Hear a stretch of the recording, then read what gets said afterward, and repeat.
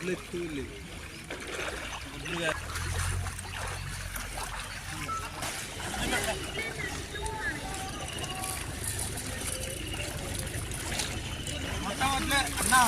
ఇప్పుడు వరద తగ్గినాక అన్న వరద తగ్గిన ఇదిగో అన్న మా రైతుల పరిస్థితి ఇది. ఇంత మోకాళ్ళ వంటి వరదలా కొట్టుకుపోతున్నాయి. కనీసం వీటికి సెక్యూరిటీ లేకుండా పోయింది. ఇంత దారుణంగా కొట్టుకుపోతున్నాయి. ఇక్కడ ఓట్లే ఇవన్నీ ఓట్లే.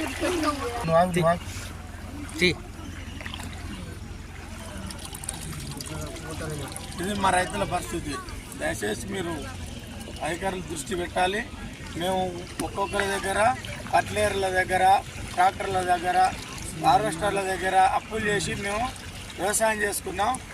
ఇంత వంటి వరదల ఈ రకంగా వడ్లు కొట్టుకోబోతున్నాయి. మా దిక్కు కనీసం మనం అప్పులు కట్టుకునే పరిస్థితి లేదు. ఏ అప్పులోళ్ళు కూడా ఆగరు. వడ్లు పండినాయి అంటే అప్పులోళ్ళు ఇళ్ళకి వస్తారు. ఇంతవరకు మేము ఎవరికి రూపాయి కట్టాలనో ఏడాది మా భార్య పిల్లల్ని ఏం చదువుకోవాలో అర్థం కాని పరిస్థితిలో ఉన్నాం.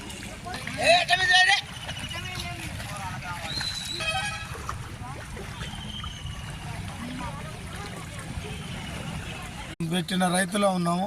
నేను 3 ఎకరాలు పెట్టిన, 1 లక్ష రూపాయలు అప్పు తెచ్చిన. కట్టుకునే టయానికి పంట చేతికి వచ్చిన టయానికి ఏం లేకుండా మొత్తం కొట్టుకుపోయింది. మొత్తం నీళ్ళ పాలైంది.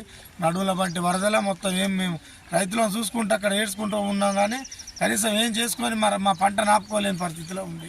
మేము చూసుకుంటాం మా ధాన్యాన్ని నీళ్ళ పాలు చేసినాం. కాబట్టి దయచేసి రైతులను ఆదుకోవాలని మనస్ఫూర్తిగా సీతక్క గారిని కానీ, కలెక్టర్ గారిని కానీ, అధికారులను, జిల్లా అధికారులను, మండల అధికారులు తక్షణమే మాకు సహాయక చర్యలు చేపట్టి నష్టపరిహారాన్ని అంచనేసి మా నష్టపరిహారాన్ని మాకు ఇప్పిస్తే మేము మా భార్య పిల్లలు చదువుకొని మా అప్పులు కట్టుకునే పరిస్థితిలో ఉంటాం. లేకపోతే మాకు ఆత్మహత్యలే శరణం తప్ప ఇంకేది లేదు.